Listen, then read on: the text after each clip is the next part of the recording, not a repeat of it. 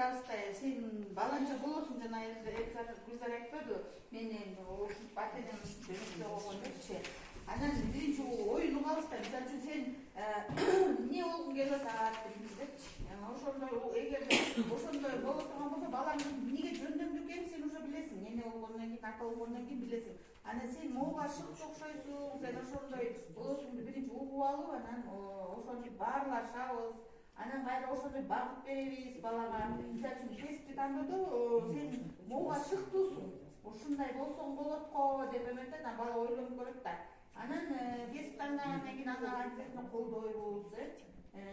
Анан ошо тандоосуна жардам беребиз. Мисалы үчүн жардам бергенде баарына баланын материалдык жардам, анан моральдык жардам дагы болот да. Ошонун баарын берсең, бала көп нерсеге жетишет дегенбиз. Анан баланы эми ошол убакта көрөсүң да, мисалы үчүн чоңойгондон, мисалы үчүн мектепте окуп жүргөндө башка бала, туурабы? Анан мектепте кичине чоңоюп, чоңураак, ийгенирээк эмени көрө баштагандан кийин, общество, коомду көрө баштагандан кийин бала өзүн кичине башкача эметет да, анан ошонун аракеттенүүсү кайсыга экенин байкайсың да.